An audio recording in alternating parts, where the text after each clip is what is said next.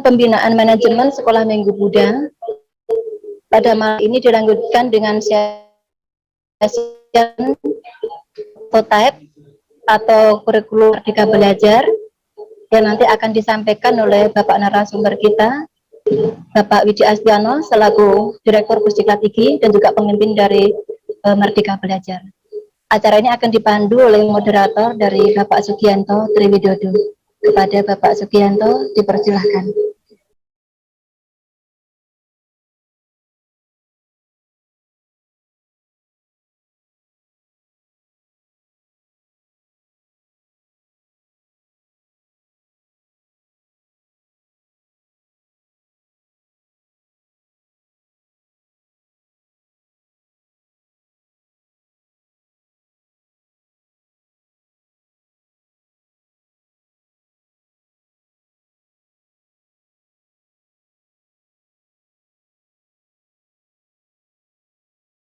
Masih mute, Bapak, masih mute.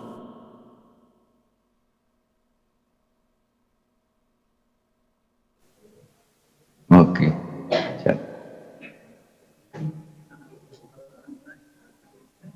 Selamat malam, Namo Buddhaya, Pak Widi. Namo Buddhaya. Bapak Ibu dan saudara-saudara Sedharma, sebelumnya saya ucapkan Namo Buddhaya. Namo Buddhaya. Terima kasih. Yang sama-sama kita hormati Bapak narasumber, yaitu Bapak Widi Astianto SAG MPD sebagai narasumber.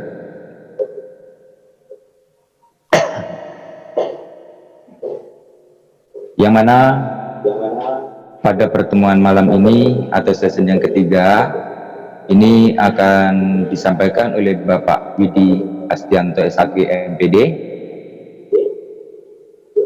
yang beliau jabatannya hari ini adalah Trainer Nasional atau Direktur Pusat Pendidikan. Jadi untuk tidak memperpanjang waktu, kepada Bapak narasumber, waktu dan tempat saya persilahkan dengan segala hormat. Silakan.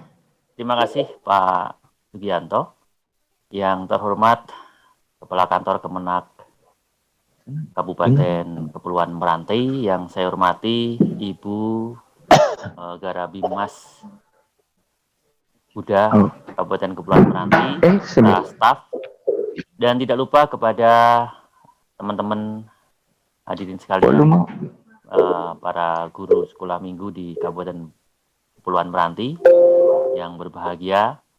Selamat malam, salam sejahtera untuk kita semuanya, dan Namo Buddhaya.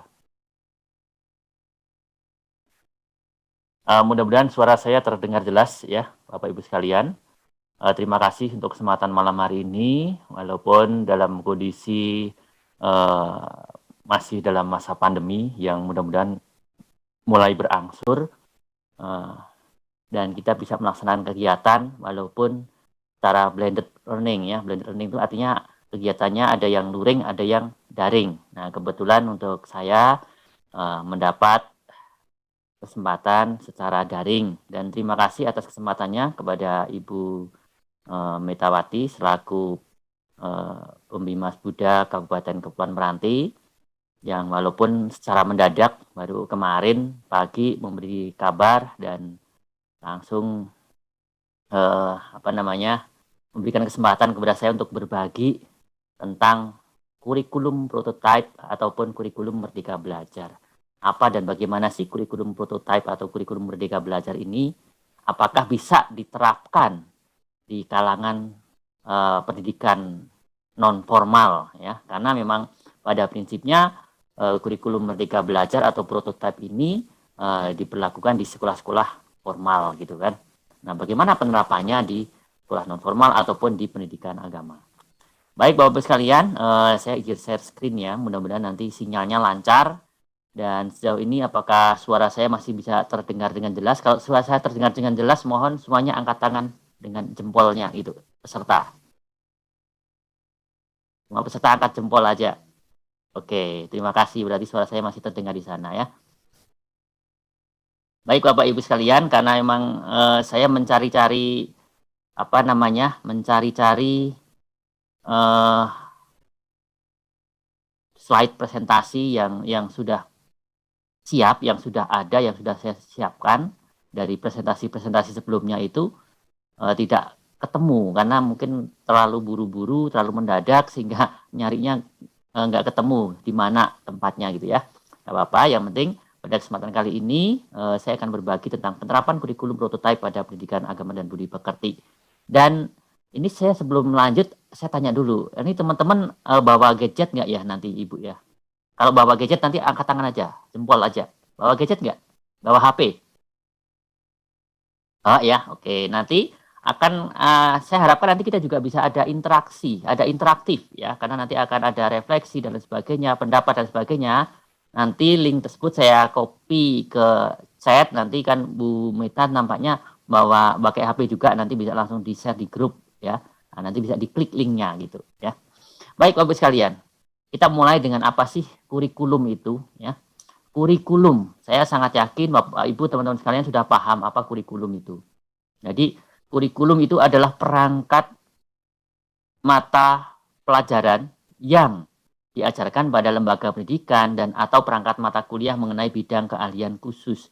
Sedangkan prototipe itu sendiri adalah kalau dalam Wikipedia disebut juga dengan purwarupa atau archetype ya, yaitu rupa yang pertama atau rupa awal atau standar ukuran dari sebuah entitas atau satuan yang berwujud. Nah, Bapak-Ibu sekalian, jadi ini merupakan suatu perpaduan di mana bahwa kurikulum adalah merupakan perangkat pelajaran.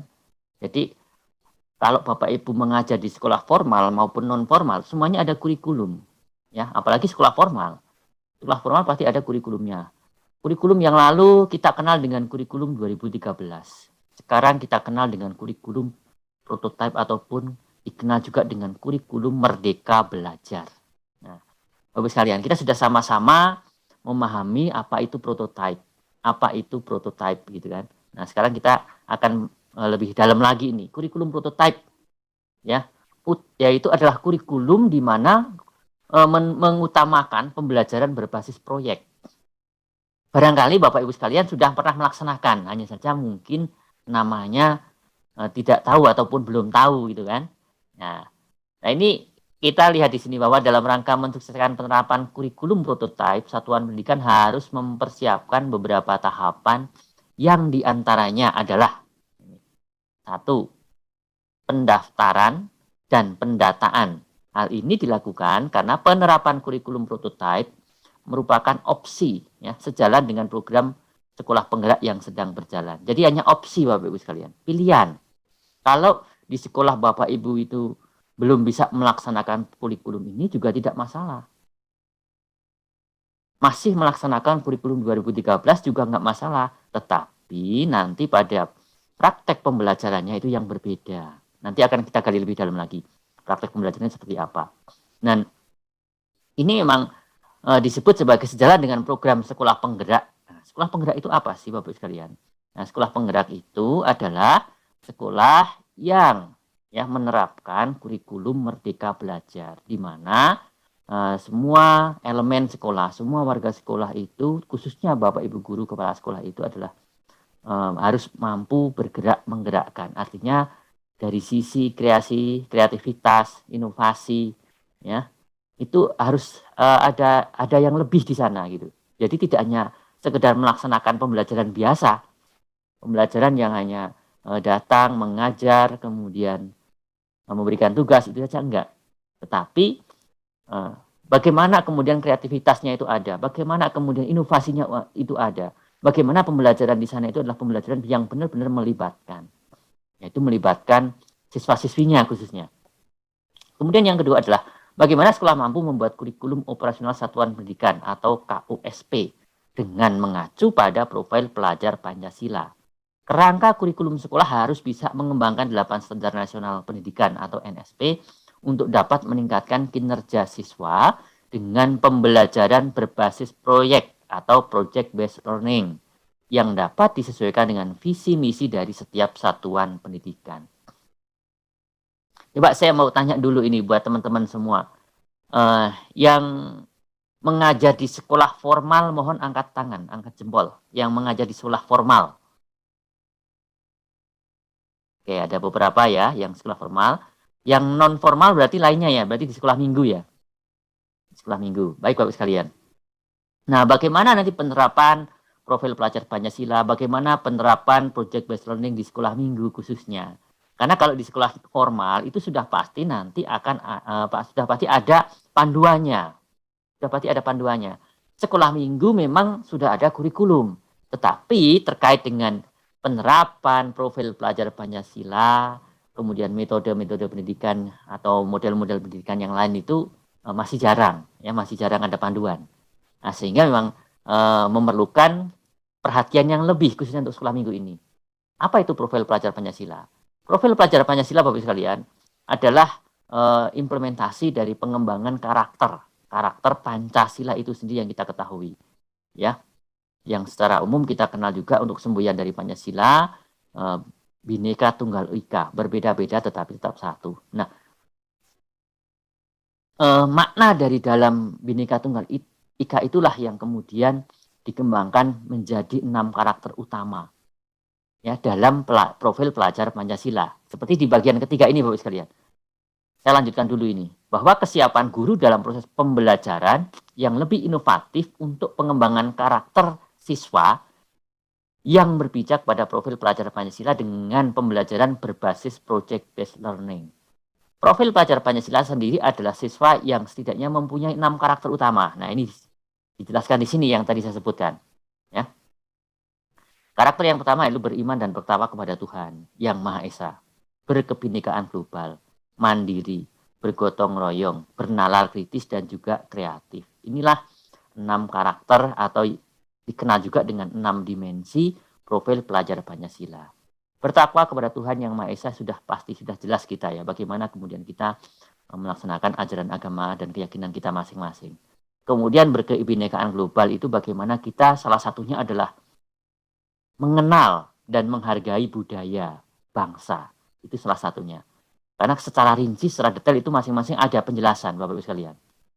Ya, kalau kita bahas kupas tuntas sampai selesai nanti materinya nggak cukup ya, waktunya juga nggak cukup ini kalau kita bahas 6 karakter utama ini.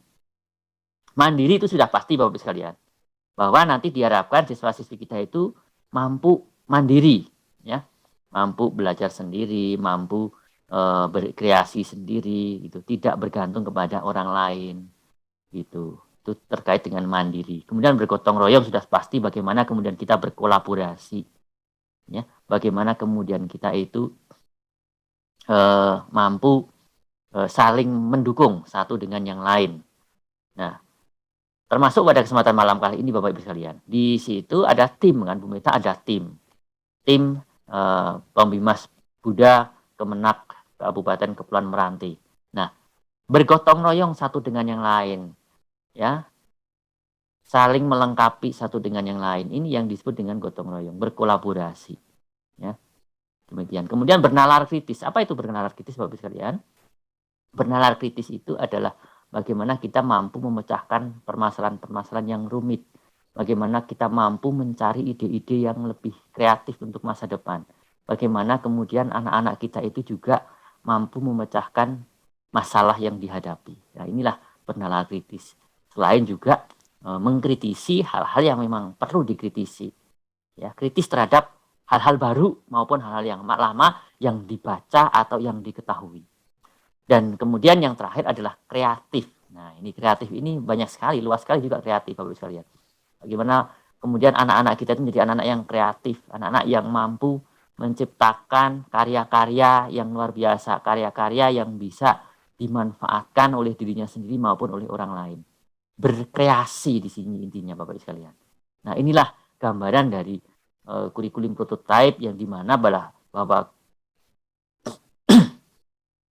mengutamakan pembelajaran berbasis proyek. Nah, apa itu pembelajaran berbasis proyek Bapak Ibu atau project based learning ini? Yaitu pembelajaran di mana anak-anak kita itu ada tugas yang harus dikerjakan. Tidak hanya sekedar membaca, kemudian tidak hanya sekedar eh, mengerjakan soal, ya, tidak hanya sekedar mendengarkan penjelasan guru, tidak, tapi proyek-proyek yang dikerjakan ini berkaitan erat dengan pembelajaran itu sendiri sesuai materi pembelajaran yang dibahas, juga pengembangan dari 6 karakter profil pelajar Pancasila ini. Itu proyeknya. Jadi ada proyek berbasis proyek, itu berarti hasilnya adalah ini Bapak sekalian, hasilnya produk. Jadi ada produk yang dihasilkan. Ya. Portofolionya ada karena proyek, mengerjakan proyek ya, berbasis proyek. Jadi ada hal-hal yang dikerjakan secara kelompok khususnya misalnya. Nah, mengapa harus secara kelompok? Nah, karena secara kelompok di sini bagian dari mengimplementasikan bergotong royong. Jangan sampai ketika nanti anak-anak sekolah minggu kita, anak-anak di sekolah formal kita, murid-murid kita di kelas itu mengerjakan kelompok, tapi yang ternyata yang mengerjakan hanya ketua kelompoknya saja misalnya, atau hanya satu orang saja. Nah, ini berarti implementasi dari bergotong royong itu belum berjalan. Nah, ini Bapak sekalian. Jadi, adanya proyek-proyek yang dikerjakan oleh siswa-siswi kita. Inilah yang disebut dengan project based learning. Penjelasan lainnya Bapak sekalian bahwa kurikulum prototipe ini merupakan kurikulum berbasis kompetensi untuk mendukung pemulihan pembelajaran dengan menerapkan pembelajaran berbasis proyek untuk mendukung pengembangan karakter sesuai dengan profil pelajar Pancasila. Jadi selain disebut mengutamakan project based learning, ini berbasis kompetensi. Nah, kompetensi apa yang dikembangkan? Ya sesuai dari 6 karakter pelajar Pancasila tadi. Ya, kompetensi dari siswa itu sendiri.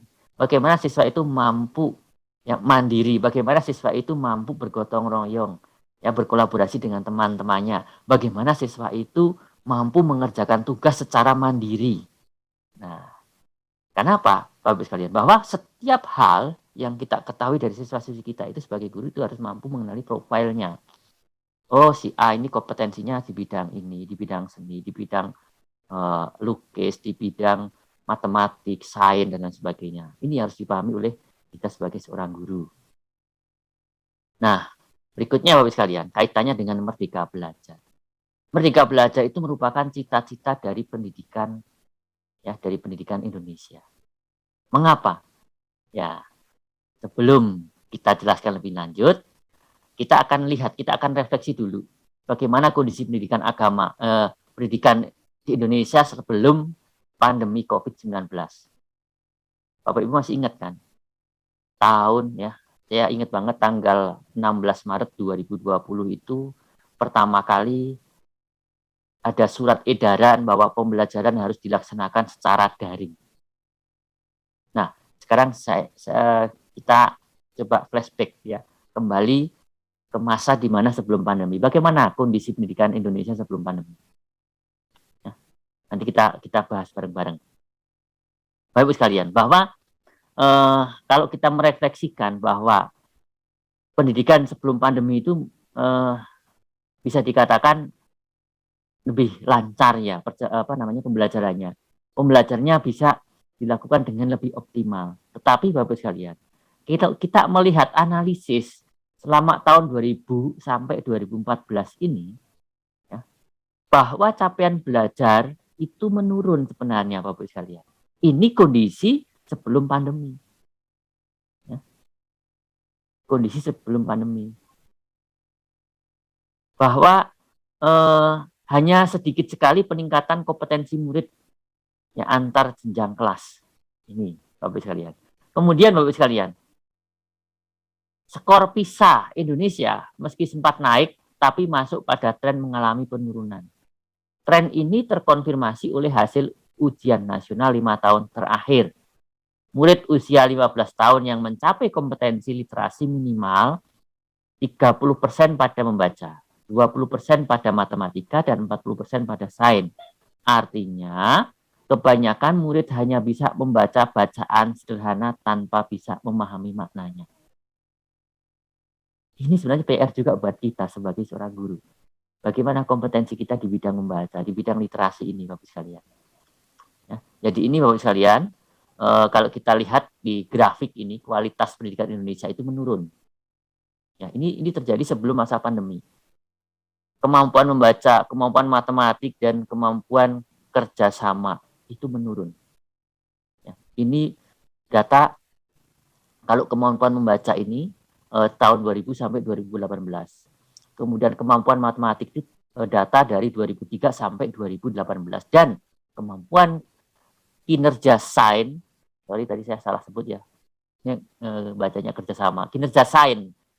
Nah, bidang sains ini di data dari tahun 2006 sampai 2018. Mengapa kita sebagai guru pendidikan agama harus melihat ini juga? Karena ini bagian dari pertimbangan juga buat kita sebagai pengajar, ya, sebagai guru agama, baik di sekolah formal maupun non formal, baik sekolah minggu maupun sekolah di sekolah-sekolah formal. Data ini penting agar apa? Kita juga bisa membantu anak-anak didik kita, sekolah minggu kita itu mampu meningkatkan kompetensi di bidang literasi. Nah, itulah Bapak Ibu sekalian, data yang kita lihat di sini. Ya, sangat bisa dikatakan ya sangat memprihatinkan. Nah, baik Bapak Ibu sekalian, sekarang kita merefleksikan. Kalau Bapak Ibu saya ini dulu. Bapak Ibu silahkan. Tadi saya sudah share mana ya? Oke, ini ketik aja di Google ya, di mana namanya di Google lah. Atau ini saya kasih linknya aja. Nah, link ini silahkan diklik aja. Nanti munculnya apa? Nah, nanti Bapak Ibu menuliskan refleksi Bapak Ibu di yang Bapak Ibu alami. Silakan bisa pakai HP. Kalau pakai HP langsung aja ketik slide.do ya. Ketik slide.do itu aja di Google nanti muncul itu slide.do, terus kemudian klik aja, kemudian akan diminta kode ini. Silakan kode ini. Kodenya yang dimasukkan hanya angkanya saja. Karena di tanda tagarnya ini biasanya sudah muncul. Ya, biasanya sudah muncul. Jadi yang dimasukkan kalau Bapak Ibu ngeklik Slido ya, diklik aja, nanti ada link, klik masukkan kodenya. Kemudian pertanyaannya Bapak Ibu, apakah sudah dicatat ini atau di copy kodenya? Saya sudah share di chat ya, di chat itu kalau mau pakai link langsung klik linknya, kalau mau pakai kode tinggal masukkan kode setelah menemukan halaman Slidonya. Oke. Jadi saya stop share dulu. Saya akan berbagi ke yang lain. Ya. Share refleksi pembelajaran. Oke. Nah, sekarang saya akan melihat di sini.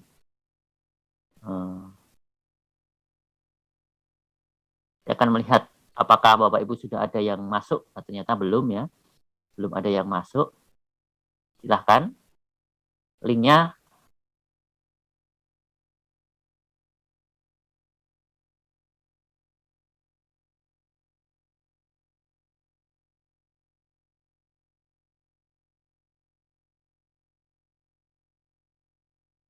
Oke, Bapak Ibu silahkan. Apakah sudah ada yang bisa menulis atau ada kesulitan barangkali?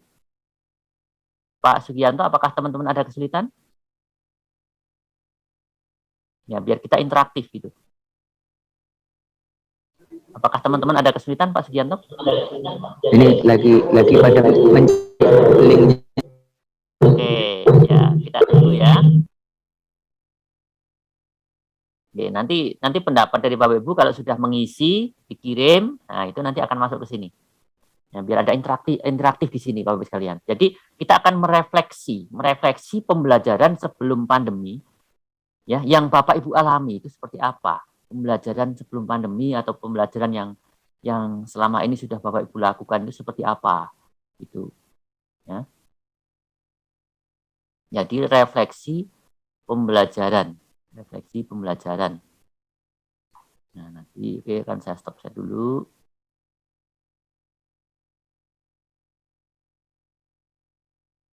Ya, nanti akan muncul di sini Bapak Ibu. Apa Bu Meta bisa coba masuk, Bu Meta? Klik aja linknya Bu Meta. Di chat itu diklik, kemudian langsung masuk ke sini. Ini sebenarnya ini bagian dari kita itu mengimplementasikan Merdeka Belajar. Jadi kita belajar itu bisa dimanapun, kapanpun, ya. Berinteraksi bisa dengan banyak aplikasi yang bisa kita manfaatkan. Ini namanya slido.com. Bapak Ibu tinggal masuk aja, bikin akun, dan bisa diterapkan dengan siswa-siswi kita untuk bisa berinteraksi. Ya, ini ada yang yes ini ya. Nah, silahkan tulis saja, tidak hanya yes, tapi tulis saja tulis langsung. Kalau pakai link berarti Bapak Ibu tinggal nulis langsung ya, tidak perlu memasukkan nomor karena nomornya akan masuk ke sini. Ya, langsung menulis refleksi Bapak Ibu pembelajaran sebelum pandemi yang Bapak Ibu alami itu seperti apa. Ya, bisa diklik nama, nggak pakai nama juga nggak apa-apa. Ya, nama kemudian titik 2 refleksinya seperti apa gitu. Karena ini hanya sekali aja. Kalau sekali klik tulis satu kata kirim ya hanya satu kata itu saja. Tapi Bapak Ibu cukup mungkin nggak harus banyak-banyak ya, cukup mungkin 1-2 kalimat aja cukup.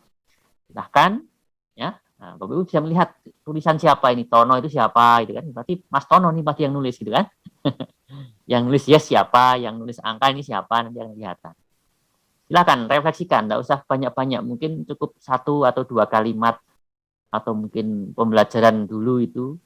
Angkanya nggak usah dimasukkan lagi Bapak Ibu, kalau Bapak Ibu klik masuk dengan link, tidak perlu memasukkan angka.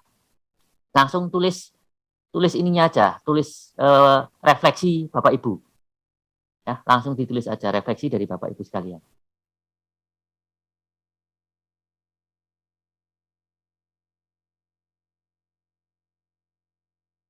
Nah, ini nama, ini hanya ngetik nama. Mas Sutriono ini hanya ngetik nama. Jadi langsung aja, jangan langsung dikirim, ya, ditulis semuanya baru kirim. Jangan hanya nama. Kalau mau pakai nama ya, misalnya Mas Sutriono titik 2 terus ditulis refleksinya, ya, ditulis refleksinya. Itu pembelajaran mungkin boleh 1 kata saja boleh, mungkin menyebalkan atau menyenangkan atau ilmu apa ini. Oke, nggak apa-apa Bapak Ibu, kita sambil belajar di sini ya. Nah, sekali lagi saya butuh refleksi pembelajaran yang Bapak Ibu alami. Kita mengingat-ingat kembali dulu sebelum masa pandemi itu seperti apa. Ya, jadi bukan angka lagi yang ditulis di sini.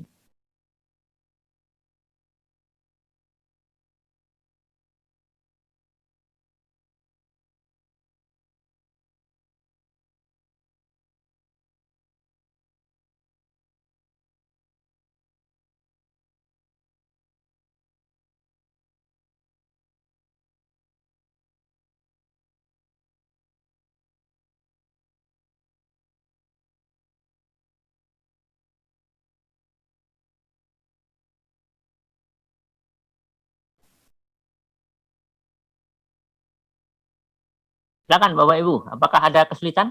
Bu Meta ada kesulitan kah? Ya. Langsung tulis kalimatnya aja, nggak usah banyak-banyak kalimatnya.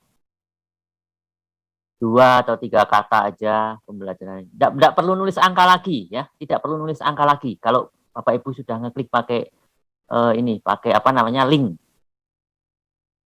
Kalau sudah ngeklik pakai link, nggak perlu nulis angka lagi.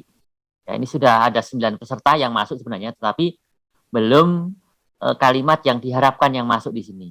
Ya, silakan tulis aja pembelajarannya seperti apa.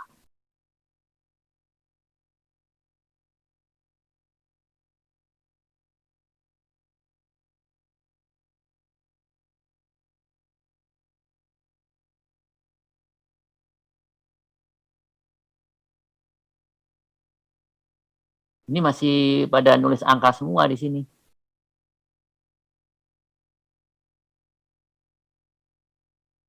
Ya, oke. Wah, udah banyak ini. Lebih sulit ya dengan sulit. Hanya 1 kata yang bisa masuk mungkin ya. Saya mungkin salah aplikasi ini, harusnya aplikasi satunya. Oke, 17 peserta yang udah masuk. Ya. Loss ya. Apa ini? Campur aduk perkata ini masuknya. Tidak bisa 1 kalimat ya. Bu Meta coba minta tolong cek apakah tidak bisa nulis 1 kalimat. Itu hanya 1 kata aja.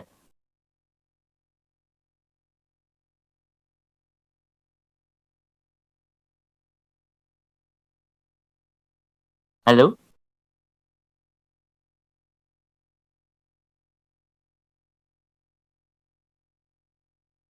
Sebenarnya bisa ini.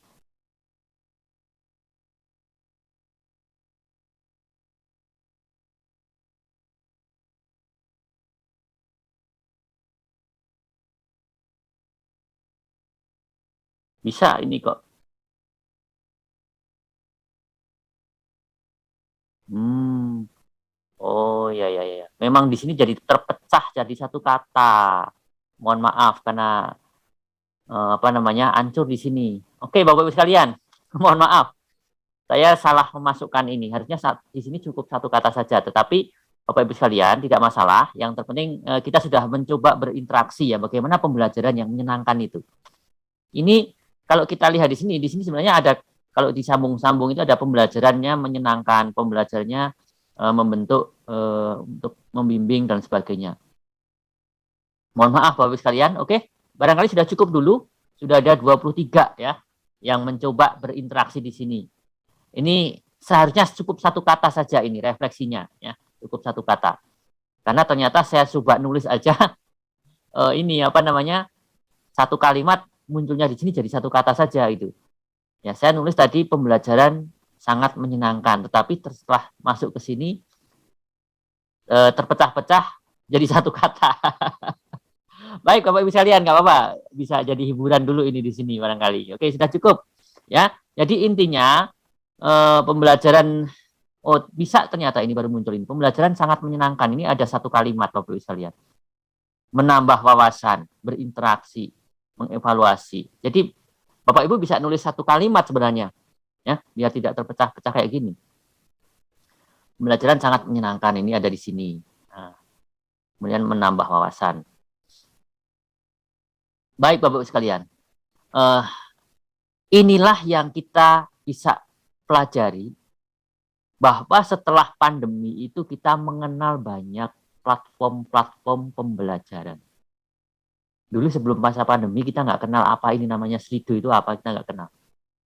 Walaupun sudah ada, tetapi kita nggak tahu. Sekarang Bapak Ibu mungkin sudah pernah menggunakan atau baru tahu. Nah, inilah Slido. Ini bisa kita gunakan pembelajaran ini menggunakan Slido dengan anak didik kita. Yang memang rata-rata sekarang mereka sudah punya gadget. Manfaatkan. Manfaatkan itu. Sebenarnya tadi satu kata saja gitu kan. Perintahnya harusnya satu kata saja. Tetapi karena sudah terlanjur nggak masalah deh. Yang penting Bapak Ibu sudah mencoba berinteraksi ya. Kita ada interaktif di sini gitu kan. Nah, mengasihkan kan sambil belajar gitu kan. Seperti ini. Ya. Pembelajaran yang sangat menyenangkan, pengetahuan dan lain sebagainya yang barangkali ini Bapak Ibu sekalian, walaupun belum optimal karena saya tidak bisa merangkai kata yang terpecah-pecah di sini. Prinsipnya Bapak Ibu sekalian, kita kembali, oke kita stop dulu ya. Kita kembali ke materi. Ya. Kita kembali ke sini materi. Bahwa mengapa pendidikan sebelum masa pandemi seperti yang kita rasakan seperti itu, tetapi ternyata pembelajaran kita menurun. Tadi kita lihat di sini, kita refleksi kembali di sini. Kualitas pendidikan kita menurun, ini terjadi sebelum masa pandemi. Bagaimana dengan sekarang ini? Apakah sekarang meningkat? Nah, Bapak Ibu sekalian, coba barangkali Bapak Ibu ada yang pernah atau mengalami seperti ini, bahwa sebelum pandemi itu murid gemar belajar ketika jam kosong. Murid sedih ketika lonceng jam pulang berbunyi. Murid inisiatif belajar meski tidak disuruh guru. Murid membaca literatur tambahan selain yang diwajibkan. Murid belajar dari kesalahan ketika diberi umpan balik. Murid cenderung memasang target belajar yang tinggi. Murid mempunyai motivasi belajar yang menjadi ahli. Apakah demikian Bapak Ibu sekalian pembelajaran kita selama ini? Apakah hal semacam ini sudah berhasil? Coba, kalau Bapak Ibu menyatakan sudah berhasil, silahkan angkat jempol. Kalau belum berhasil, silahkan angkat tangan seperti ini, melambaikan tangan. Kalau berhasil, angkat jempol. Apakah hal-hal semacam ini, hal-hal ini terjadi dan berhasil di lingkungan pendidikan Bapak Ibu? Silahkan. Apakah murid-murid Bapak Ibu itu gemar membaca ketika jam kosong? Apakah murid sedih ketika lonceng jam pulang berbunyi? Ya, silahkan. Kalau semua ini setuju, silahkan Bapak Ibu jempol. Tapi kalau ternyata ini belum, silahkan melambaikan tangan begini semuanya. Halo, bagaimana Bapak Ibu? Belum? Ya, yang terjadi bagaimana Bapak Ibu? Sebaliknya. Yang terjadi sebaliknya. Benar nggak? Yang kita alami, kebanyakan yang kita alami. Halo? Kalau saya tanya, apakah yang terjadi sebaliknya dari kalimat-kalimat ini? Silakan Bapak Ibu angkat jempol. Benarkah Bapak Ibu yang terjadi sebaliknya? Halo? Iya. Yang terjadi itu masih banyak, kebanyakan itu sebaliknya. Murid ketika jam kosong ya main, ya toh, bermain-main gitu kan. Murid ketika lonceng jam pulang berbunyi ya seneng, nggak ada yang sedih. Murid kalau nggak disuruh guru rata-rata itu nggak akan belajar. Nggak disuruh guru, nggak disuruh orang tua itu rata-rata nggak akan pernah belajar. Saya bilang rata-rata karena apa? Karena masih ada juga anak didik kita, murid-murid kita, anak-anak kita yang mau belajar walaupun tanpa disuruh. Apalagi membaca literatur tambahan selain yang diwajibkan itu jarang banget kalau tidak disuruh. Ya. Nah, inilah Bapak Ibu yang sekalian yang kemudian menjadi salah satu keprihatinan kita terkait dengan pembelajaran di masa pandemi, bahwa apa yang terjadi di pendidikan kita itu, siapa yang salah, ini perlu kita refleksi bareng-bareng. Apakah sistemnya, ataukah personalnya, elemen-elemen di dalamnya, atau apanya coba Bapak Ibu sekalian? Mengapa hal itu terjadi? Ya. Nah, Bapak Ibu sekalian, anak-anak rusak budi pekertinya disebabkan oleh selalu hidup di bawah paksaan dan hukuman. Ini kata Ki Hajar Dewantara. Ya. Kemerdekaan hendaknya dikenakan terhadap cara anak-anak berpikir, yaitu jangan selalu dipelopori atau disuruh mengakui buah pikiran orang lain. Akan tetapi, biasakanlah anak-anak mencari sendiri segala pengetahuan dengan menggunakan pikirannya sendiri. Jadi Ki Hajar Dewantara. Pada peringatan Taman Siswa 30 tahun, ya, yaitu sekitar tahun 52 ini. Kemudian kalau kita tidak memulai dari sekarang, maka kaum saya akan tetap terbelakang. Saya harus mulai dan saya yakin akan banyak pengorbanan dituntut dari saya. Ini kata Ramah El Yunusyah, ya, pendiri Sekolah Khusus Perempuan. Gitu. Nah, Bapak Ibu sekalian, kita lanjutkan. Yang diharapkan dari Ki Hajar Dewantara dalam kemerdekaan dalam pendidikan adalah tidak hidup di terperintah, berdiri tegak karena kekuatan sendiri, cakap mengatur hidupnya dengan tertib. Ini harapan dari Ki Hajar Dewantara, yang sebenarnya ini sudah puluhan tahun kan bahkan. Ki Hajar Dewantara itu sudah tahun berapa.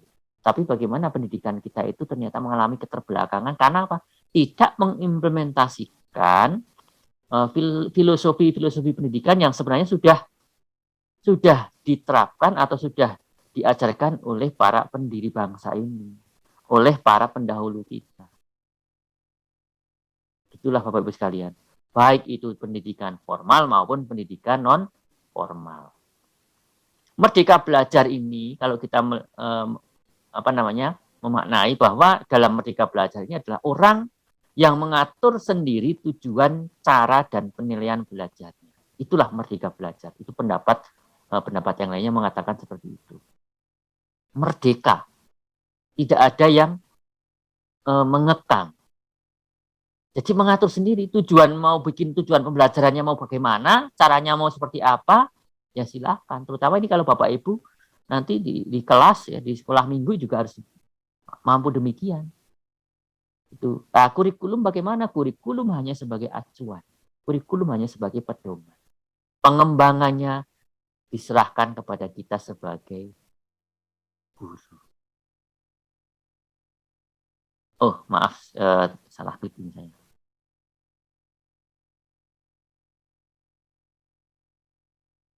Nah, kita lanjutkan. Nah, Bapak Ibu sekalian, kita akan mulai lebih dalam lagi ini. Ini kalau menurut yang disampaikan oleh Pak Menteri ya. Apa itu Merdeka Belajar? Merdeka Belajar di sini adalah pembelajaran yang setidaknya meliputi 3 elemen ini. Yang pertama adalah punya komitmen bahwa pelajar berorientasi pada tujuan dan pencapaiannya. Pelajar antusias untuk terus mengembangkan diri dalam berbagai bidang. Kemudian, ya elemen yang kedua adalah mandiri. Pelajar mampu mengatur prioritas pengerjaan. Pelajar dapat menentukan cara-cara yang sesuai untuk bekerja secara adaptif. Jadi mereka bagaimana kemudian beradaptasi dengan lingkungan belajarnya sendiri. Dan yang ketiga adalah refleksi. Pelajar mengevaluasi dirinya terhadap kelebihan dan keterbatasannya. Pelajar paham hal-hal yang perlu ditingkatkan dan bagaimana melakukannya. Pelajar mampu menilai pencapaian dan kemajuan. Nah, inilah yang sebenarnya disebut sebagai merdeka belajar. Dan ini perlu kita refleksikan pada diri kita sendiri sebagai seorang guru. Bagaimana komitmen belajar kita? Apakah kita sudah mandiri? Apakah kita sudah sering melakukan refleksi? Karena kebanyakan apa Bapak Ibu sekalian? Komitmennya kurang. Rata-rata teman-teman kita itu banyak yang berada di zona nyaman. Ya, sehingga kemandiriannya pun nggak ada. Mengapa? Ya, karena banyak dari teman-teman kita itu yang kemudian bergantung kepada orang lain, menggantungkan kepada orang lain. Ya, salah satu contoh apa? Salah satu contoh misalnya membuat rencana pelaksanaan pembelajaran.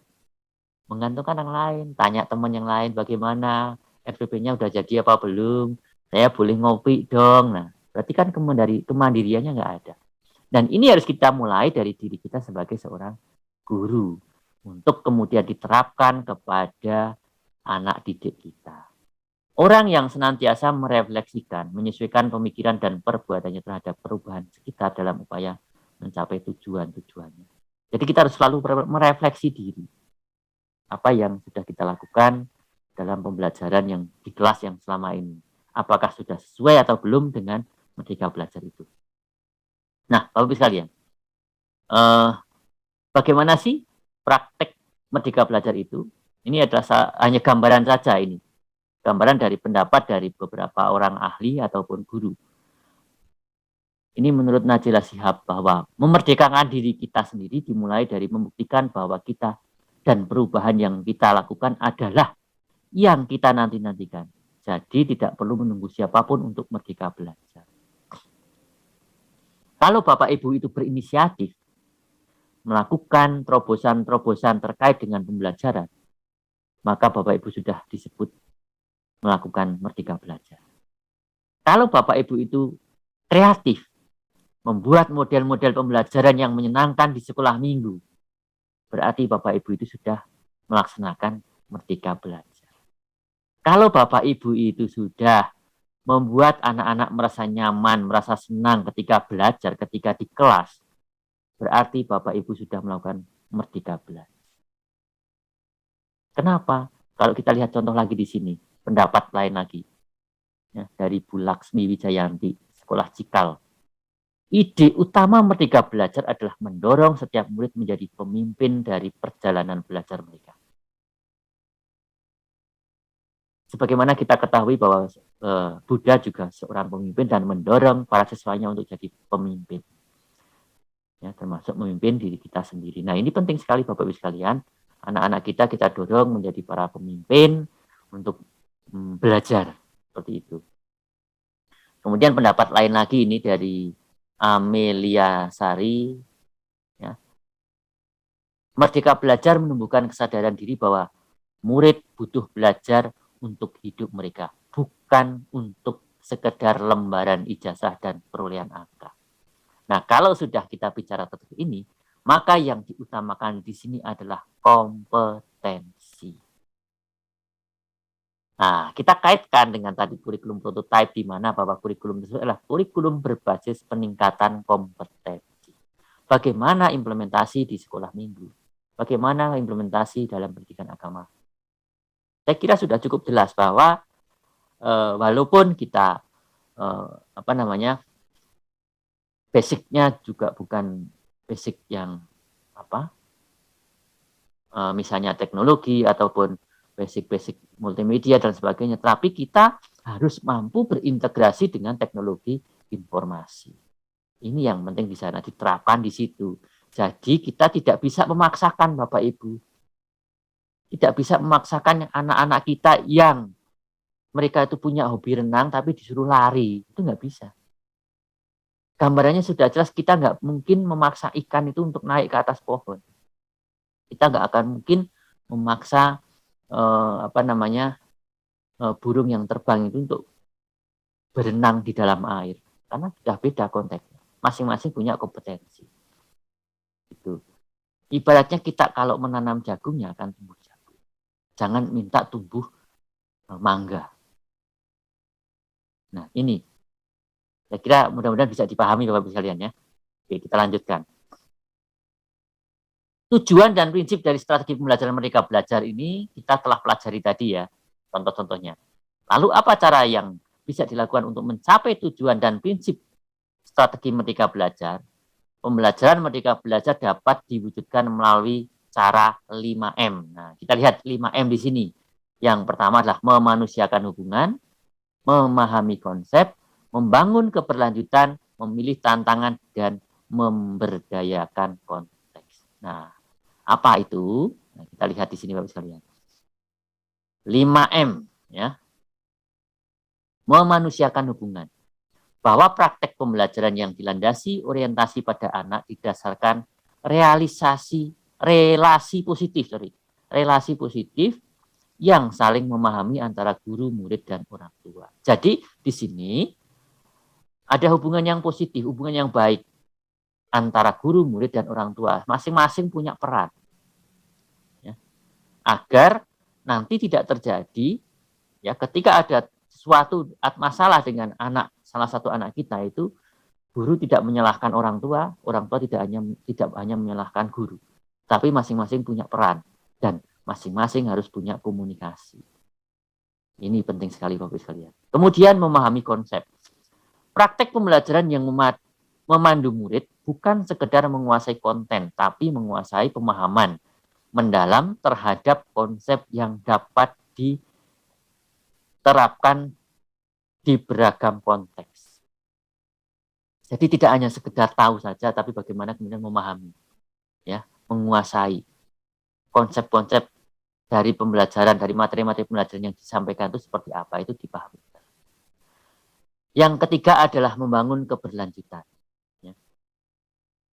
Membangun keberlanjutan bahwa praktek pembelajaran yang memandu murid mengalami rute pengalaman belajar dan terarah dan berkelanjutan melalui umpan balik dan berbagi praktek baik.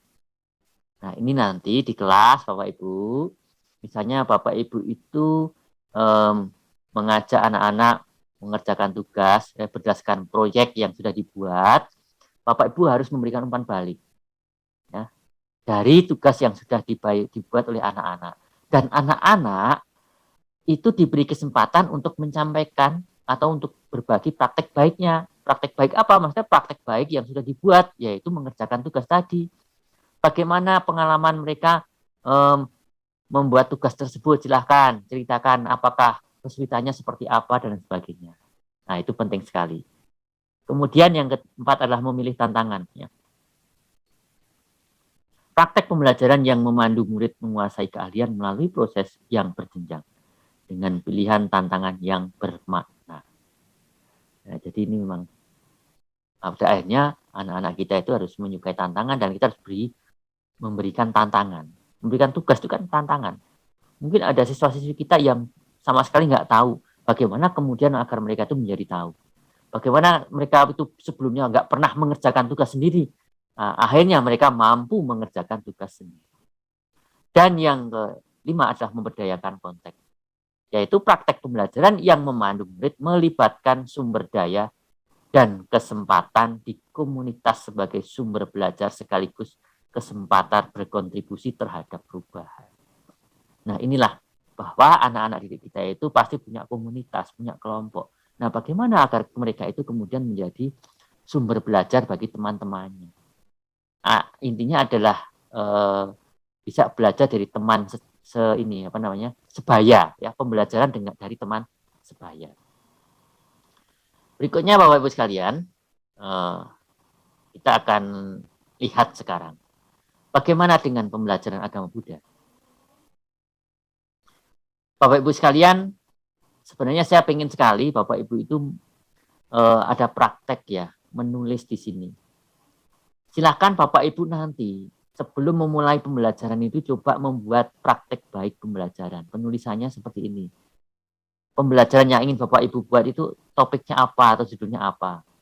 Nah, di awal apakah Bapak Ibu itu mengalami kesulitan? Di sini Bapak Ibu silakan nanti menulis, menceritakan situasi awal meliputi tanggung jawab sebagai seorang guru dan tujuan pembelajaran yang harus dicapai itu seperti apa. Kemudian di bagian berikutnya adalah tantangan. Di bagian tantangan ini adalah bagian yang menceritakan tantangan guru atau kesulitan yang harus diselesaikan untuk mencapai tujuan pembelajaran. Kemudian aksinya. Nah, ini arah panahnya kan dari sini turun, kemudian ke samping. Aksi, ya. Aksi. Bagian yang menceritakan strategi dan pelaksanaan strategi belajar termasuk penyesuaian strategi belajar. Jadi strategi yang ingin Ibu lakukan itu seperti apa? Silahkan Bapak Ibu nanti bisa ditulis dulu di situ. Dan yang terakhir adalah perubahan atau pelajaran. Ya, di mana di sini menceritakan perubahan atau pelajaran hasil refleksi terhadap keseluruhan proses yang diharapkan Bapak Ibu nantinya seperti apa.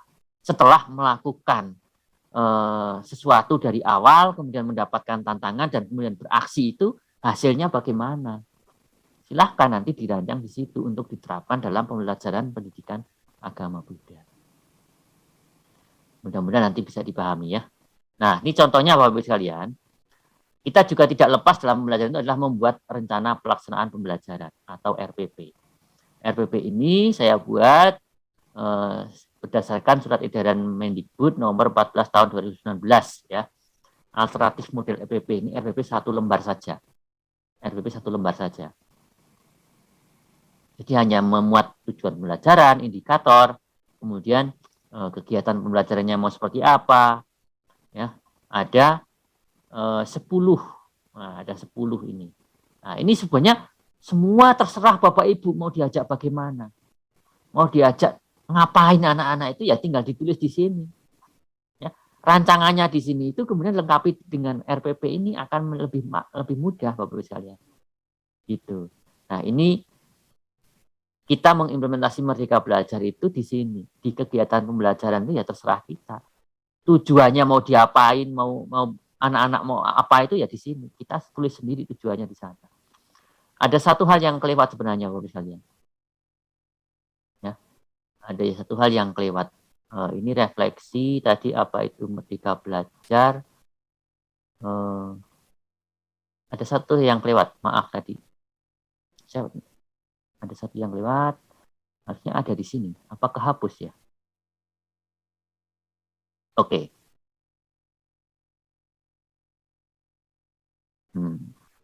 Nah, enggak, harusnya di sini ada. Bagaimana dengan pendidikan agama Buddha? Sekarang saya akan mengajak Bapak Ibu untuk berpendapat kembali. Untuk berpendapat kembali. Bentar.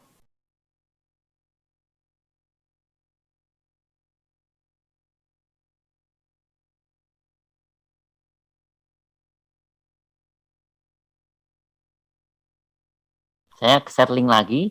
Silakan Bapak Ibu nanti berpendapat lagi ya. Pendapatnya adalah diskusi tentang Merdeka Belajar dikaitkan dengan pendidikan agama Buddha. Silakan klik link itu. Klik link yang sudah saya share ya. Sudah saya share di chat. Silakan Bapak Ibu bisa dikopikan.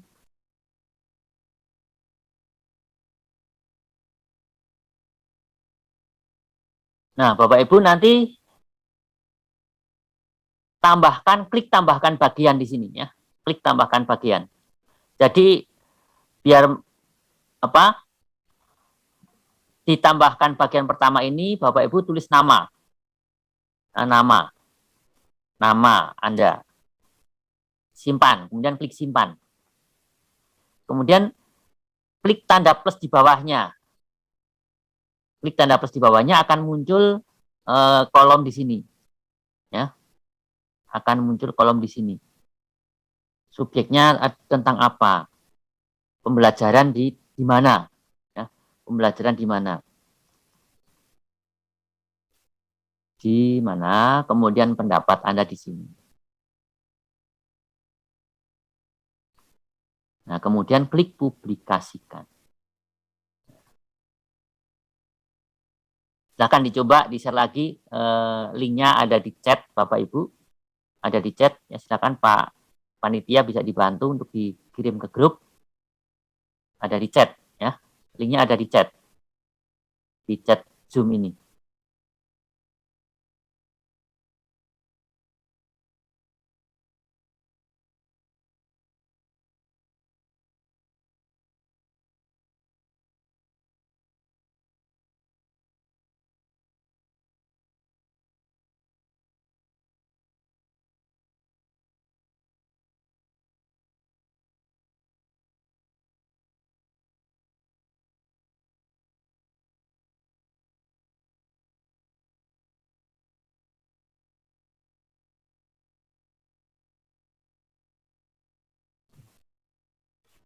Silakan Bapak Ibu, apakah ada kesulitan?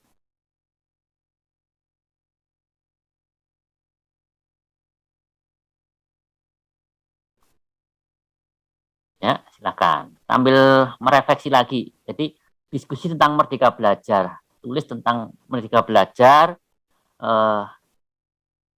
Yang Anda inginkan juga boleh, atau yang sudah dilaksanakan. Nah, silakan tulis. Kalau di sini bisa nulis banyak kalimat. Silakan Bapak Ibu. Kita masih punya waktu 30 menit ke depan ya. Masih punya banyak waktu. Mohon izin sebentar saya mau menyambung koneksi cas.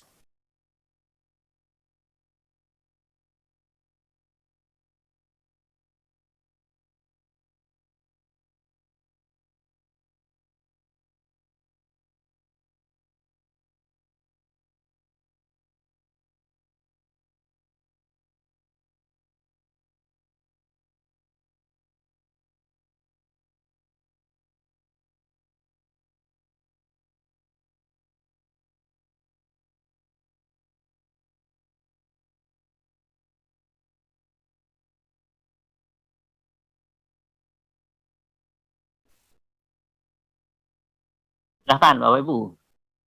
Belum ada yang mengisi nih.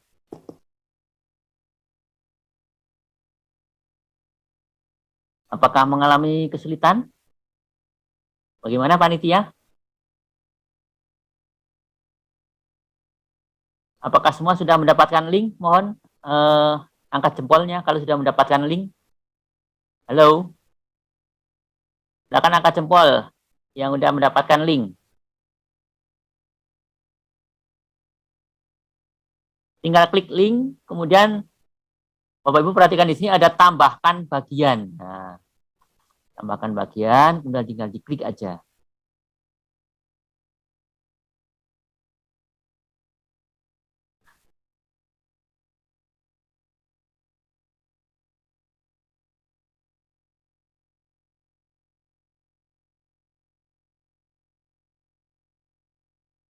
Ya, ada di sini ada 3 orang yang sedang menulis ya.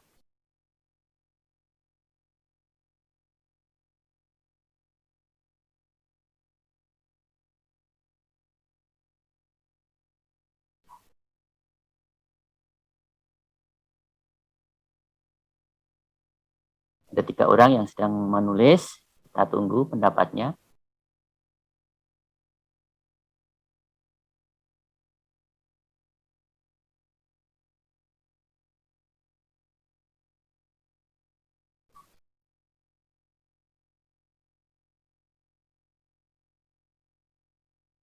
Ya, Pak Suryadi. Ditambahkan bagian, ya nggak apa-apa deh. Pak Suryadi langsung tulis di bawahnya, tambah plus itu. Pak Suryadi. Tanda plusnya diklik. Tanda plusnya diklik. Harusnya ditambahkan bagian yang samping ya, bukan bawah. Menyenangkan. Oke, nggak apa-apa. Karakter menyenangkan. Luar biasa. Ini Farida, Bu Farida.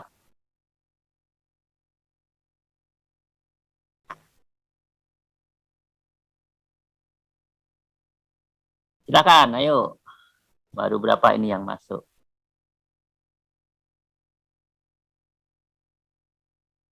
Yang lain saya hapus dulu.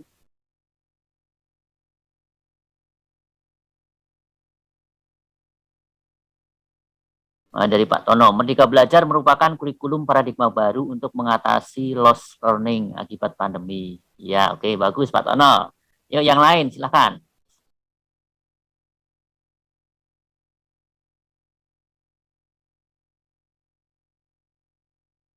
Meranti, Meranti 88 ini siapa ini? Kurikulum terbaru, oke. Silakan, di sebelahnya ditambahkan bagian ini juga boleh.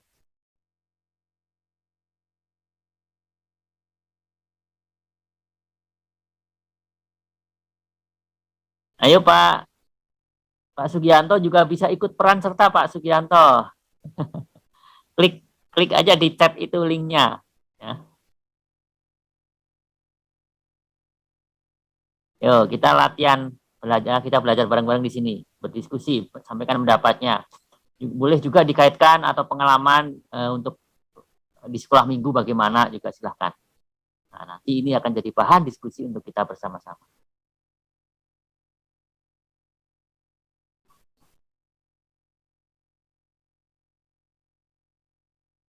Wah, sekarang udah banyak nih, ada 10 orang yang sedang menulis. Ada 10 orang yang sedang menulis. Kita tunggu nanti hasil diskusinya seperti apa.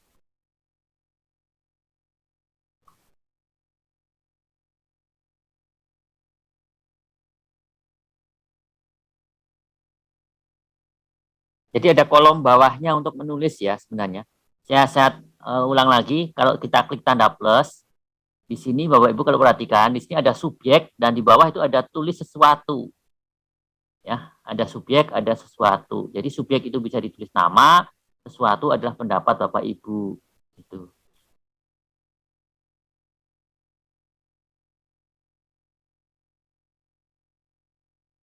Kalau ini masih nulis nama-nama saja.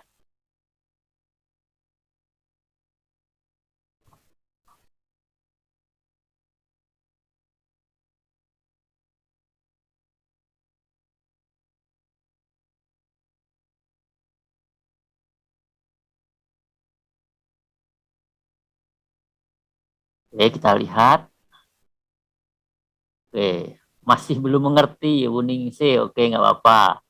Merdeka Belajar merupakan kegiatan pembelajaran yang memberikan kesempatan kepada peserta didik untuk berkembang sesuai potensi mereka. Oke, bagus. Pak Arya Marga ini. Kurikulum Merdeka Belajar adalah kurikulum learning based project. Project based learning ya, Bapak. Oke, menyenangkan. Oke. Mungkin yang dikaitkan dengan pendidikan agama Buddha, barangkali silahkan. Dengan sekolah minggu.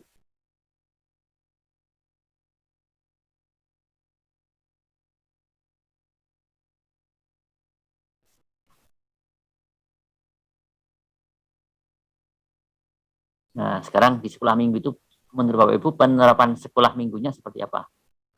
Merdeka Belajar untuk sekolah minggu yang diharapkan itu seperti apa?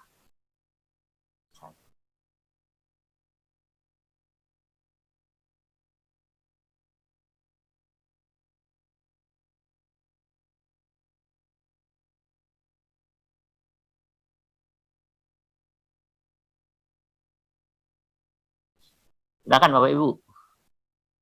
Masih ada 5 orang yang sedang menulis. Kita tunggu ya.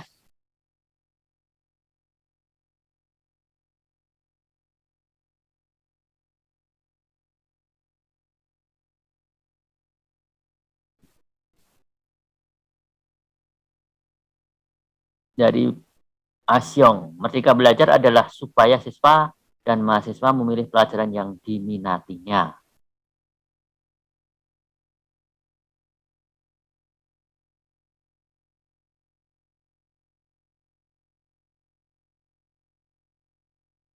Oke, kita tunggu 10 menit lagi ya.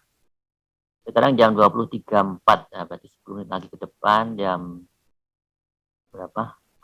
Jam 20.34, berarti jam 20.45.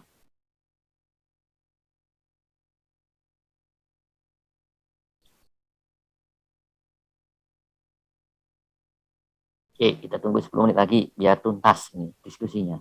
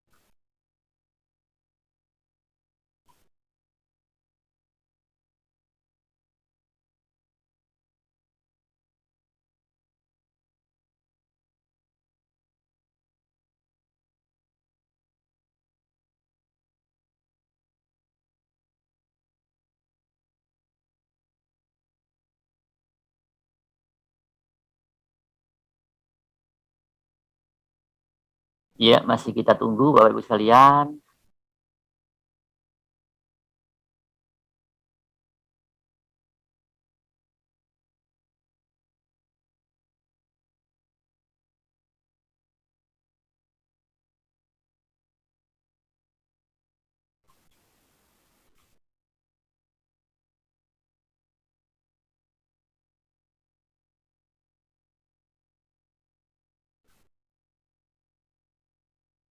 Baik, sambil menunggu Bapak Ibu menulis, saya akan berbagi tentang bagaimana kita kemudian menerapkan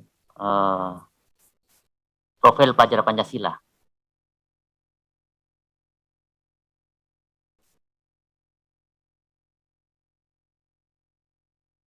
Bentar, saya ulang.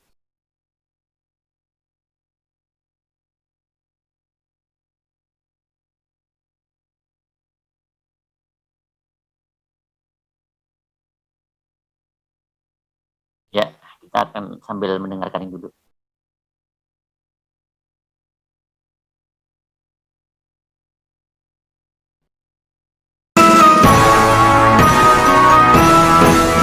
Kami adalah sahabat karakter, selalu kreatif dan mandiri, bergotong royong, bernalar kritis, bertakwa kepada Tuhan. Kami adalah sahabat karakter,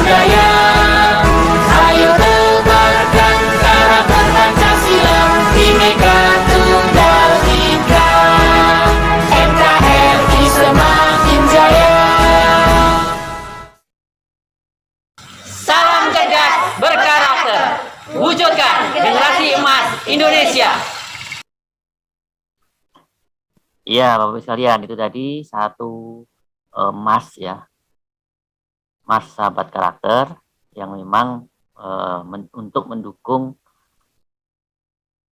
program penguatan karakter dari Pusat Penguatan Karakter Kemdikbudristek RI atau PUSPK. Yang lagu itu memang saya yang membuat. Gitu. Oke, saya sudah bagi di link, barangkali nanti ada yang mau menonton lagi. Baik, Bapak Ibu sekalian, kita akan lanjut diskusi sekarang ya. Kita akan lanjut diskusinya. Jadi walaupun masih ada yang menulis nggak apa-apa, karena ini sudah berjalan 5 menit ya, walaupun tadi saya kasih waktu 10 menit. Kita akan lihat di sini ada Pak Tono ya. Merdeka Belajar merupakan kurikulum paradigma baru untuk mengatasi learning loss ya. Learning loss atau akibat pandemi. Betul sekali Bapak Ibu sekalian, bahwa tugas kita sekarang ini adalah bagaimana kembali membuat suasana belajar anak-anak kita di sekolah itu menyenangkan. Karena apa? Sebelum pandemi saja anak-anak kita pendidikannya mengalami penurunan. Apalagi dengan adanya pandemi. Itu benar-benar sangat memberikan efek yang luar biasa. Ya, dampak yang luar biasa. Benar-benar mengalami loss learning. Oleh karena itu dengan adanya kurikulum Merdeka Belajar ini diharapkan mampu meningkatkan kembali pendidikan yang selama ini terabaikan, yang selama ini bisa dikatakan ya kocar kacir lah seperti itu ya. Nah, pendapat Bapak Ibu itu tidak ada yang salah karena masing-masing memaknai merdeka itu kan berbeda-beda. Tapi di sini Bapak Ibu sekalian bahwa Merdeka Belajar ini adalah supaya siswa itu memiliki kebebasan dalam belajarnya. Cara belajar mereka itu biar dikembangkan sendiri. Ya, caranya bagaimana dan seperti apa, mau bagaimana itu masing-masing anak itu punya kompetensi dan punya potensi sendiri-sendiri sehingga kita tidak bisa memaksakan. Oleh karena itu, Bapak Ibu sekalian, pendapat-pendapat ini semuanya bisa kita rangkum dan prinsipnya bahwa Merdeka Belajar itu sebenarnya adalah bagaimana kita itu melibatkan anak didik kita dalam proses pembelajaran dari awal sampai dengan akhir. Itu yang terpenting Bapak Ibu. Jadi Merdeka Belajar adalah belajar yang melibatkan. Tidak hanya sekedar kita menyampaikan materi saja, tidak hanya sekedar memberikan tugas, tapi dalam belajar ini bagaimana kemudian kita itu melibatkan anak-anak. Jadi proses pembelajaran itu diawali dengan kesepakatan dulu. Kita membuat kesepakatan kelas, ya, membuat kesepakatan kelas. Agar apa? Agar tidak terjadi hal-hal yang merugikan salah satu pihak. Guru tidak dirugikan, siswa kita juga tidak dirugikan. Karena apa? Karena sudah ada kesepakatan. Misalnya, nanti yang tidak mengerjakan tugas harus bagaimana? Harus melakukan apa? Gitu kan? Dan kesepakatan ini pula kita sampaikan tujuan pembelajaran. Kita mau belajar hari ini tujuannya mau apa? Yuk kita membuat tujuan bareng-bareng. Itu juga bagian dari kesepakatan. Tujuan dibuat bareng-bareng. Kemudian kita memfasilitasi anak-anak kita itu dalam belajar. Dan biarkan mereka itu mencari sumber belajar sendiri juga. Kita hanya mengarahkan. Guru hanya sebagai fasilitator. Pembelajaran itu berpusat pada siswa. Inilah Merdeka Belajar. Jadi ada kesepakatan di sini. Dan ada keterlibatan. Belajar yang melibatkan siswa dari awal sampai akhir.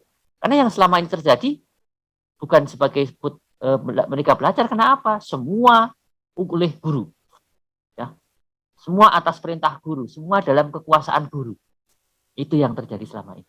Nah, dalam Merdeka Belajar ini, baik di sekolah formal maupun non formal, silahkan mari kita membuat perubahan-perubahan, menyepakati, ada kesepakatan-kesepakatan yang kita lakukan ya di awal, terutama di awal pembelajaran itu ada kesepakatan dengan anak-anak. Agar apa? Nanti pembelajaran itu akan makin menyenangkan dan hasilnya maksimal. Begitu Bapak Ibu sekalian. Dan Bapak Ibu sekalian, kalau kita berdiskusi tentang Merdeka Belajar ini ya luas sekali sebenarnya, banyak hal-hal yang bisa kita pelajari. Dan diskusi malam hari ini kita melalui interaktif, Bapak Ibu menulis, saya menyampaikan link dan sebagainya, saya membacakan hasil tulisan dari Bapak Ibu. Ini bagian dari Merdeka Belajar. Kenapa? Tidak monoton kan? Bapak Ibu tidak hanya mendengarkan begini saja, gitu kan?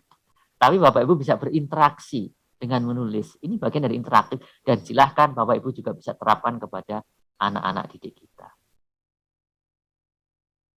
Tinggal klik, banyak tutorial juga sekarang. Tinggal klik aja bikin ini apa yang mau dibuat.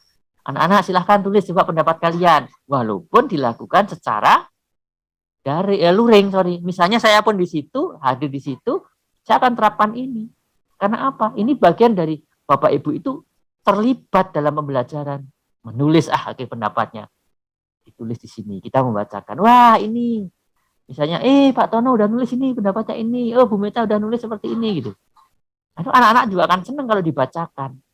Dan mereka merasa terlibat. Merasa dilibatkan dalam pembelajaran itu. Ini bagian dari sekolah yang pembelajaran yang interaktif, yang kreatif. Banyak sekali platform lainnya yang bisa Bapak Ibu gunakan dan bisa Bapak Ibu terapkan dalam pembelajaran di sekolah, baik sekolah formal maupun non formal, ya, di sekolah-sekolah umum maupun di sekolah minggu. Silakan, karena sekarang memang zamannya zaman Bapak Ibu, anak-anak juga sekolahnya pakai HP, kan. Dioptimalkan hal semacam. Mudah sekali kok, gampang, 5 menit jadi itu. Ya, yang penting kita paham aja, karena di sana juga ada pilihan bahasanya juga ada, dan simpel sekali dalam membuatnya. Dari link yang saya buat itu Bapak Ibu juga bisa bikin akun langsung di sana bisa. Gitu. Baik Bapak Ibu sekalian, demikian materi pada kesempatan malam hari ini yang bisa saya sampaikan. Barangkali masih ada yang mau ditanyakan atau didiskusikan, nanti biar dipandu oleh moderator. Kurang lebihnya mohon maaf, mudah-mudahan apa yang saya sampaikan malam hari ini memberikan pencerahan untuk kita mengimplementasikan Merdeka Belajar di lingkungan pendidikan kita masing-masing. Terima kasih, selamat malam dan namo buddhaya.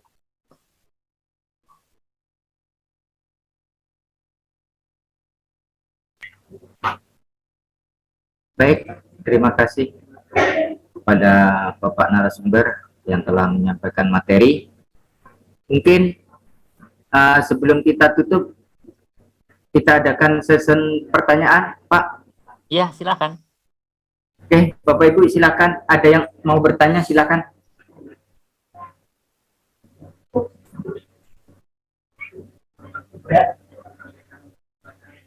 Ada syarat yang setelah itu menyelenggarakan pembelajaran dari penawar itu harus sekolah bergerak, benar atau tidak? Oke, mungkin ada lagi? Mungkin Kalau bisa mungkin satu persatu aja. Oke, satu aja dulu. Satu persatu gitu loh maksudnya. Nanti ya, satu dulu. Mohon. Begini Pak, ya. Pertanyaannya, untuk sekolah atau sekolah untuk melaksanakan kurikulum prototipe, apakah ada syarat-syarat tertentu? Karena informasi yang berkembang, sekolah yang bisa melaksanakan kurikulum prototipe adalah sekolah penggerak. Itu pertanyaannya Pak. Terima kasih. Oke. Mohon dijelaskan. Bentar.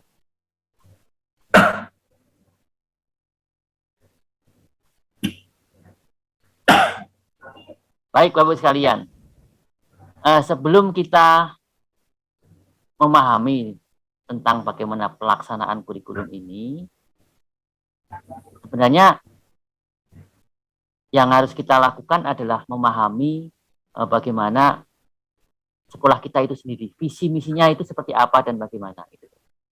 Apakah ada syarat khusus atau tidak itu. Memang kalau sekolah-sekolah penggerak itu adalah sekolah-sekolah yang kemudian diwajibkan, ya, diwajibkan untuk menerapkan kurikulum Merdeka Belajar. Karena apa? Karena di sekolah penggerak itu nantinya akan menjadi sekolah yang apa namanya ya, menjadi sekolah percontohan itulah, semacam itu, semacam percontohan itu. Nah, yang saya ketahui dalam melaksanakan sekolah prototipe kurikulum prototipe ini tidak harus sebagai sekolah penggerak, tidak harus. Yang terpenting bagaimana dengan warga sekolah itu, siap atau tidak melaksanakan kurikulum ini, paham atau tidak gitu. Sehingga ketika Bapak Ibu sudah mengajukan diri atau mendaftarkan diri untuk melaksanakan kurikulum prototipe ini atau kurikulum Merdeka Belajar ini, ya tindak lanjutnya bagaimana. Jadi sekali lagi tidak harus menjadi sekolah penggerak. Karena apa? Sekolah penggerak itu sekolah penggerak itu memang bagian dari program guru penggerak ya, program sekolah penggerak yang dicanangkan oleh pemerintah. Sedangkan kriteria-kriteria sekolah yang boleh melaksanakan atau menerapkan kurikulum prototipe ini memang tidak semua sekolah memang tidak tidak bisa gitu. Tergantung dari sekolah itu sendiri gitu, ya. Tergantung. Misalnya begini Bapak sekalian. Ada pertanyaan. Bagaimana jika berminat menerapkan kurikulum prototipe untuk memperbaiki pembelajaran? Kemudian ini dari mana? Dari kepala BSKAP ya. BSKAP itu adalah Badan Standar Kurikulum dan Asesmen Pendidikan. Menjelaskan bahwa memang tidak ada seleksi dalam menyiapkan kurikulum Merdeka Belajar atau kurikulum prototipe ini. Tetapi Bapak sekalian, nanti ada pendaftaran dan pendataan. Ada prosesnya. Ada proses pendaftaran dan pendataan. Sehingga akan lebih terkontrol, tidak asal-asalan, agar lebih terorganisir. Jadi sekali lagi, memang tidak ada syarat khusus. Syaratnya nanti adalah pendaftaran saja. Tidak harus sekolah-sekolah khusus, tidak. Tapi semua sekolah bisa, mereka yang mau, yang udah siap melaksanakan kurikulum ini. Nah, nanti jika sudah ada tiba saatnya, akan ada pendaftaran dan pendataan. Sehingga nanti akan terorganisir, akan mudah dikondisikan. Jadi tidak hanya sekolah penggerak saja, tapi kalau sekolah penggerak memang diwajibkan. Ya, diwajibkan kalau yang masuk dalam sekolah penggerak. Saya kira itu jawaban dari saya, ya, Pak Sugianto.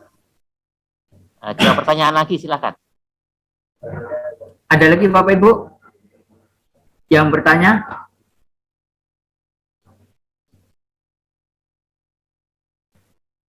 Tidak ada? Kalau tidak ada, sekarang gantian saya yang mau bertanya. Adakah Bapak Ibu yang mengajar di sekolah formal yang mendaftarkan diri sebagai guru penggerak? Ada Bapak Ibu yang mengajar di sekolah formal yang mendaftarkan diri sebagai guru penggerak? Sudah ada belum? Kayaknya belum ada. Belum ada kayak. Belum ada. Oke, kalau belum ada, Bapak Ibu sebenarnya bisa mengikuti pendidikan guru penggerak ataupun pendidikan Merdeka Belajar itu bisa melalui internet itu secara daring ada. Jadi kita bisa belajar dari modul-modul yang gratis juga ada, agar kita lebih paham tentang pendidikan Merdeka Belajar, sehingga nanti dalam penerapan di sekolah kita masing-masing pun nanti tidak salah arah juga. Artinya tidak salah arah itu maksudnya agar kita itu walaupun merdeka menentukan tujuan sendiri, tetapi tetap sesuai koridor yang disampaikan oleh pemerintah dalam hal ini adalah Kementerian Pendidikan dan Kebudayaan. Berarti tidak ada pertanyaan lagi, Pak Sugianto? Kayaknya nggak ada lagi, Pak. Oke, terima kasih. Kalau tidak ada, sebagai closing statement dari saya, Bapak sekalian, sekali lagi terima kasih atas kesempatan sharing pada kesempatan malam hari ini. marilah kita menjadi bagian dari pergerakan untuk bisa bergerak dan menggerakkan dalam bidang pendidikan agar pendidikan kita tidak lagi mengalami penurunan, tapi mengalami peningkatan. Dalam praktek atau dalam kaitannya penerapan Merdeka Belajar dalam pendidikan agama Buddha, ya silakan Bapak Ibu bisa mengimplementasikannya dengan menerapkan model-model pembelajaran yang melibatkan anak didik kita, yang melibatkan siswa, sehingga anak-anak didik kita itu menjadi lebih bersemangat dalam belajar dan terlibat dalam berbagai proses pembelajaran yang kita laksanakan. Seperti tadi misalnya dengan menggunakan Padlet maupun Slido, nah itu bisa juga digunakan. Masih ada yang lain lagi, ada Mentimeter dan lain sebagainya. Dulu sebenarnya pernah saya terapkan Mentimeter ya, waktu workshop apa itu, saya lupa tahun lalu. Gitu. Ada Mentimeter dan sebagainya. Terserah mana pilihannya. Tetapi di sini Bapak sekalian, intinya adalah dalam kurikulum prototipe ini adalah bagaimana kita mengedepankan kompetensi siswa. Ya, dengan menerapkan project based learning. Pembelajaran berbasis project yang menghasilkan produk. Jadi anak-anak kita didik untuk bisa berkolaborasi, bisa mandiri, berkreasi, bernalar kritis, ya, mampu bergotong royong gitu kan. Kemudian tentu saja adalah bertakwa kepada Tuhan Yang Maha Esa. Beriman dan bertakwa kepada Tuhan Yang Maha Esa. Terima kasih. Sekali lagi saya ucapkan selamat malam, salam sehat dan sejahtera selalu. Namo Buddhaya. Namo.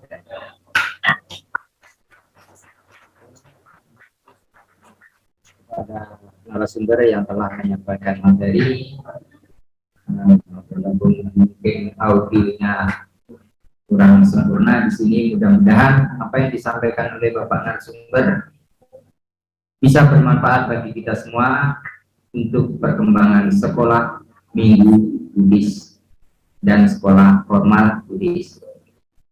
Oke, sekali lagi kita beri aplaus untuk narasumber.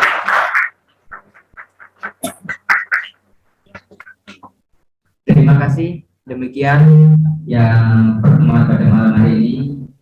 Untuk saya sebagai moderator, mohon maaf yang sebesar-besarnya apabila ada kekurangan pada kesempatan malam hari ini. Itu saya kiri Namo Sang Budaya, Namo Budaya. Terima kasih. Waktu saya kembalikan kepada panitia.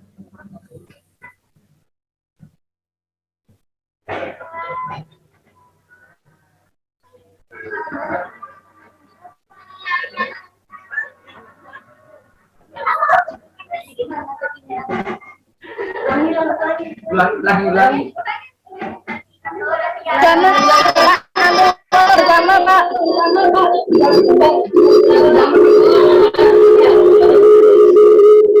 Iya. Lagi.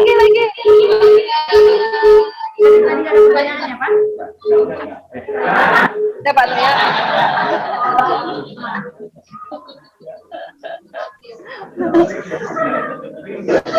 Ya, kalau udah selesai udah senang. Iya.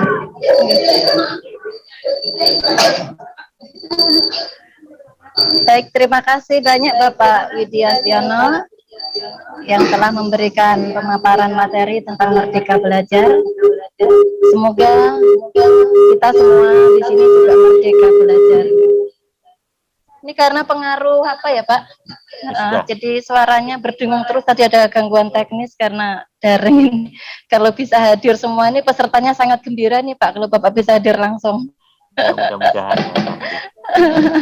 Tapi karena situasi kondisi, kami juga sudah sangat terima kasih kepada Bapak yang berkenan menjadi narasumber walaupun saat itu sangat darurat kondisinya. Karena baru kemarin sore saya menghubungi Bapak dan terima kasih banyak Bapak bersedia menjadi narasumber untuk kegiatan kami hari ini dan bisa berjalan lancar dan sukses Pak. Semoga kegiatan ini bermanfaat bagi kami semua, khususnya bagi guru-guru kami, semakin semangat dalam belajar, dalam melaksanakan proses pembelajaran ya sesuai dengan kurikulum terbaru Merdeka Belajar. Kita semuanya menjadi merdeka dalam belajar ya. Terima kasih juga kepada Bapak Ibu peserta ya. Terima kasih juga udah meluangkan waktunya yang dari Pulau Tasik Putri Buyut, Pulau Merbau yang udah jauh-jauh berkenan hadir. Intinya kegiatan ini bermanfaat buat kita semuanya.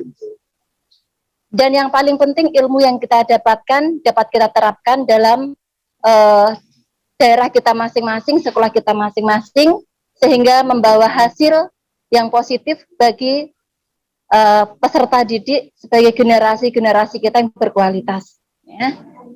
Demikian kami sampaikan. Kami juga mohon maaf Bapak Widi, kurang lebihnya ya, kurang kesempurnaan kami dalam pelaksanaan daring ini karena memang situasi kondisi yang belum bisa maksimal. Ya. Sekali lagi terima kasih atas kesediaan Zoom meetingnya dan juga waktunya materi yang disampaikan. Ya, segalanya kurang lebihnya mohon maaf dan maha anumodana atas segala ilmu yang diberikan. Semoga kita semuanya diberkahi dengan sehat, bahagia lahir dan batin. Semoga semua makhluk hidup berbahagia. Sadu, sadu, sadu. Ya. Terima kasih.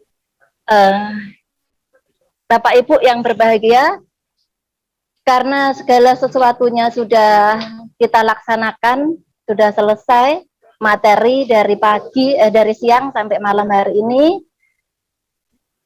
Pada kesempatan malam hari ini kegiatan kita tutup bersama semuanya dengan bersikap anjali.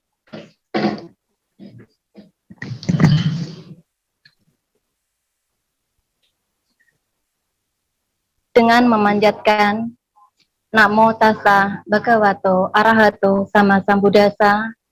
Namo tassa bhagavato arahato sama sambuddhassa. Namo tassa bhagavato arahato sama sambuddhassa. Kegiatan pembinaan manajemen Sekolah Minggu Buddha Kabupaten Kepulauan Meranti kami nyatakan ditutup.